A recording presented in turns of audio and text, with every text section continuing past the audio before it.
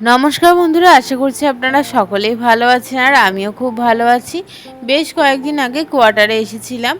তো কোয়ার্টারে আসার পরে কিন্তু শাশুড়ি মাও এসেছিলেন, তো দুদিন থেকে তারপর উনি বাড়ি চলে গেছেন। তো এখন মোটামুটি একা হাতেই টুকিটাকি কাজ করতে হয়। আর দেখুন এখানে কিন্তু পুজো করতে করতে ইনি উঠে পড়েছে।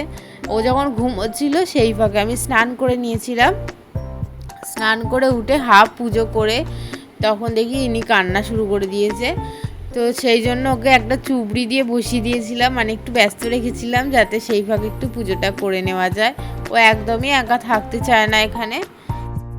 আর ওকে যদি ঠাকুরের সামনে বসিয়ে দিই না, ও প্রদীপটাকে ধরতে চাইবে, ধূপদানিটাকে ধরতে চায়। ওই জন্য হয় নিচে বসায়, আবার মাঝে মাঝে একটু কোলে করে নিই, তখন চুপচাপ থাকে। তো পুজো টুজো করে ওকে তেল মাখাচ্ছি এখন। তেলটা মাখিয়েই খাওয়াই বেশিরভাগ সময়, তাহলে কি তেলটা একটুখানি বসে, নয়তো তেল মেখে খুব কান্না করে, কোলে উঠতে চায়, একদমই বসতে চাইবে না। সেই জন্য তেলটা মাখিয়ে তারপরেই খাওয়াই।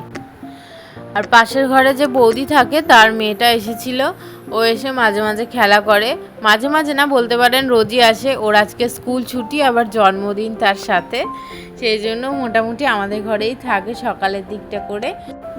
ও যেহেতু এসেছিলো সেই জন্য ওর সাথে বক বক করছিল, সেই ফাঁকে আমিও একটু টিফিনটা করে নিচ্ছিলাম। আমিও চিলা রুটি বানিয়েছিলাম আর ওর জন্য দুধ সুজি বানিয়েছিলাম, সেটাই ওকে খাওয়াচ্ছিলাম। ও খাচ্ছিল, সাথে আমিও খাচ্ছিলাম, নয়তো একদমই আমাকে খেতে দেবে না। তো ওকে এখন স্নান করে রেডি করে দিয়েছি, পাশের ঘরে একটুখানি দিয়ে আসবো। আর এখানে কিন্তু দিদি রান্না করতে আসার আগেই কিন্তু ওর জলের বোতল ফোটানো আর খাবার জল করা ওর। আর এখানে কিন্তু ওর খিচুড়িও রান্না হয়ে গেছে। খিচুড়ি বলতে পারেন সব রকম সবজি আর চাল ডাল দিয়ে আর কি, নুন ছাড়া খিচুড়ি। দুপুরবেলা খাওয়া দাওয়া করে দুজনেই ঘুমিয়ে পড়েছিলাম। ঘুম থেকে উঠে চলে গেছিলাম ওদের ঘরে। ওদের ঘরে আজকে নিমন্ত্রণ ছিল, যেহেতু মেয়েটার আজকে জন্মদিন সেই জন্য। কেক কাটার পর কিন্তু ও খেলতে বসে গেছিলো, আবার ওর সাথে ওকে একটা বেলুন দিয়ে দিয়েছিল। সেই ফাঁকে কিন্তু আমরাও খেতে বসে পড়েছিলাম।